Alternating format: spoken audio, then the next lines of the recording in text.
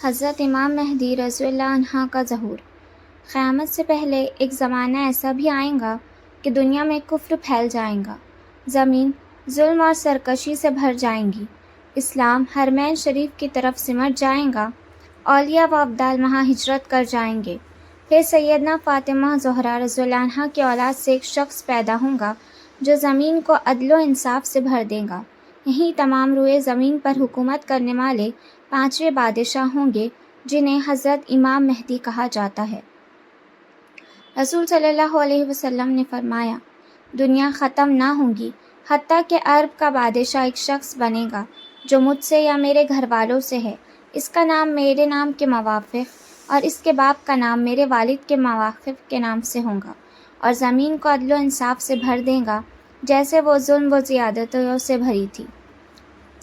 حضرت سیدنا امام مہدی رضی اللہ عنہ کا نام محمد اور آپ کے والد کا نام عبداللہ ہوگا، جیسا کہ حدیث مبارک میں ارشاد ہے۔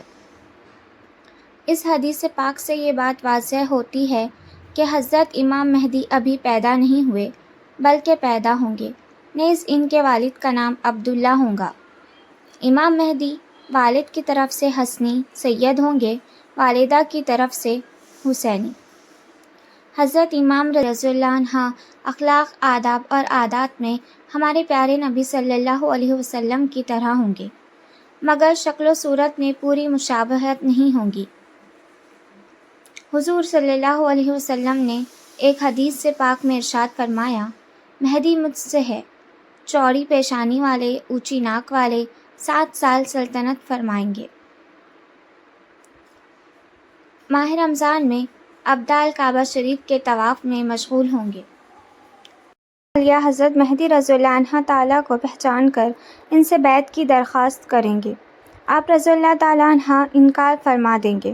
غیب سے ندا آئیں گی، ھذا خلیفۃ اللہ المہدی فاسمعوا لہ واطیعوہ، یہ اللہ تعالیٰ کے خلیفہ مہدی ہے، ان کا حکم سنو اور اطاعت کرو۔ لوگ آپ رضی اللہ عنہ تعالیٰ کے دست مبارک پر بیعت کریں گے، وہاں سے مسلمانوں کو ساتھ لے کر شام تشریف لے جائیں گے۔ آپ کا زمانہ بڑی خیر و برکت والا ہوگا، زمین عدل و انصاف سے بھر جائیں گی۔ حضرت عبداللہ بن عمر رضی اللہ عنہ سے روایت ہے کہ رسول صلی اللہ علیہ وسلم نے ارشاد فرمایا، مہدی تشریف لائیں گے اور ان کے سر پر امامہ ہوگا۔ ایک منادی یہ آواز بلند کرتے ہوئے آئے گا کہ یہ مہدی ہے جو اللہ کے خلیفہ ہے، لہٰذا تم ان کی اتباع و پیروی کرو۔ ظہور امام مہدی کے بارے میں ایک اور روایت ہے کہ ایک خلیفہ کے وفات کے وقت اختلاف ہوگا تو اہل مدینہ میں ایک صاحب مکہ معظمہ کی طرف تیزی سے تشریف لے جائیں گے، اس خوف سے کہ کہیں انہیں خلیفہ نہ چن لیا جائے۔ اہل مکہ میں سے کچھ لوگ ان کے پاس آئیں گے، وہ لوگوں سے چھپے ہوئے مکہ مکرمہ کے کسی گھر میں تشریف فرما ہوں گے، مگر مکہ والے ان کے دروازے پر پہنچ کر ان سے گزارش کریں گے اور انہیں باہر لائیں گے، اور یہ لوگ ان سے مقام ابراہیم اور حجر اسود کے درمیان بیعت کریں گے۔ اس وقت شام کا بادشاہ کافر ہوگا، جب اسے ان کی خلافت کا پتہ چلے گا تو وہ ان سے جنگ کرنے کے لیے ان کی طرف شام سے ایک لشکر بھیجے گا جس کا نام لشکر سفیانی ہوگا۔ اس لشکر کو مدینہ و مکرمہ کے درمیان ایک زمین میں دھسا دیا جائے گا۔ اس لشکر میں صرف ایک شخص بچے گا جو ان کی ہلاکت کی خبر لوگوں تک پہنچائے گا۔ جب حضرت امام مہدی کی یہ کرامات لوگوں میں مشہور ہوں گی تو ان کے پاس شام کے ابدال اور عراق والوں کی جماعتیں آئیں گی تو ان کو ہی بیعت کر لیں گی۔ پھر قریش کا ایک شخص نکلے گا جس کے ماموں بنو کلب سے ہوں گے۔ یہ خبیث انسان اپنے ماموں کی مدد سے حضرت امام مہدی کے مقابلے میں ایک لشکر بھیجیں گے۔ امام مہدی کا لشکر ان پر غالب آ جائے گا۔ دوسری روایت میں ہے، نقصان میں ہوگا وہ شخص جو بنی کلب سے حاصل شدہ مال غنیمت میں شریک نہ ہو۔ خلیفہ مہدی خوب مال تقسیم کریں گے اور لوگوں کو ان کے نبی صلی اللہ علیہ وسلم کی سنت پر چلائیں گے اور اسلام مکمل طور پر زمین پر مستحکم ہو جائے گا۔ حضرت امام مہدی رضی اللہ عنہ 7 یا 9 سال تک حکومت فرمائیں گے۔ جیسا کہ حضرت سیدنا ابو سعید خدری رضی اللہ عنہ سے روایت کردہ حدیث میں ہے، حضرت مہدی کا ظہور ایک ایسے وقت میں ہوگا جب امت کو شدید مشکلات کا سامنا کرنا پڑے گا۔ ہر طرف مسلمانوں پر عرص حیات تنگ کیا جا چکا ہوگا۔ چنانچہ ان کے ظہور کے وقت کی علامتیں آپ صلی اللہ علیہ وسلم نے بیان کی ہے۔ حضرت جابر بن عبداللہ فرماتے ہیں کہ رسول صلی اللہ علیہ وسلم نے فرمایا، وہ وقت قریب ہے جب عراق والوں کے پاس روپے اور غلے پر پابندی عائد کر دی جائیں گی۔ ان سے پوچھا گیا کہ یہ پابندی کس کی طرف سے ہوں گی، تو انہوں نے فرمایا اجمیوں یعنی غیر عرب کی جانب سے۔ پھر کچھ دیر خاموش رہنے کے بعد کہا کہ وہ وقت قریب ہے کہ جب اہل شام پر بھی یہ پابندی لگا دی جائیں گی۔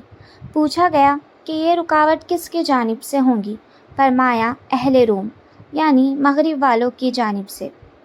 وہ میری امت میں ایک خلیفہ ہوگا جو لوگوں کو مال بھر بھر کے دے گا اور شمار نہیں کرے گا۔ نیز آپ صلی اللہ علیہ وسلم نے فرمایا کہ جس کے قبضے میں میری جان ہے، یقیناً اسلام اپنی پہلی حالت کی طرف لوٹے گا جس طرح کی ابتدا مدینہ سے ہوئی تھی، حتیٰ کہ ایمان صرف مدینہ میں رہ جائے گا۔ پھر آپ صلی اللہ علیہ وسلم نے فرمایا کہ مدینہ سے جب بھی کوئی بے رغبتی کی بنا پر نکل جائے گا تو اللہ سے بہتر کو وہاں آباد کرے گا۔ کچھ لوگ سنیں گے کہ فلاں جگہ پر ارزانی اور باغ و زراعت کی فراوانی ہے تو مدینہ چھوڑ کر وہاں چلے جائیں گے، حالانکہ ان کے واسطے مدینہ ہی بہتر تھا کہ وہ اس بات کو جانتے نہیں۔ ابو صالح تابعی نے ابو ہریرہ سے روایت کی اور کہا ہے کہ مصر پر بھی پابندیاں عائد کر دی جائیں گی۔ حضرت مہدی کے ظہور کی بے شمار علامتیں کتاب اہل سنت اور اہل تشیع دونوں میں ملتی ہے۔ ان میں سے بعض پوری بھی ہو چکی ہے۔ ان میں کچھ علامتیں حتمی ہیں اور کچھ غیر حتمی۔ حتمی علامات سے مراد وہ علامتیں ہیں جن کا بروایت پورا ہونا ضروری ہے۔ کچھ ان کے ظہور سے کافی پہلے وقوع پذیر ہوں گی اور کچھ ظہور کے نزدیک۔ یہاں ان سے کچھ درج کی جاتی ہے، وہ یہ ہے کہ دجال کا خروج ہوگا، جسے مغربی مفکرین ضد مسیح کہتے ہیں۔ یہ ذکر تورات میں بھی ملتا ہے۔ سورج کا مغرب سے طلوع ہونا یعنی زمین کی گردش میں فرق ہونا۔ قواعد علم و نجوم و فلکیات کے برخلاف رمضان کی پہلی رات کو چاند گرہن اور 15 کو سورج گرہن لگے گا۔ سفیانی کا خروج، اس کا پورا لشکر بیدا کے مقام پر زمین میں دھس جائے گا۔ بیدا مکہ اور مدینہ کے درمیان ایک جگہ ہے۔ مشرق کی طرف سے ایک عظیم آگ کا 3 یا 7 روز تک جاری رہنا، یہ نشانی صحابہ کے زمانے میں پوری ہو چکی۔ بغداد اور بصرہ کا تباہ ہونا اور عراق پر روپے اور غلے کی پابندی لگنا۔ حضرت امام مہدی رضی اللہ عنہ کے ظہور کے بعد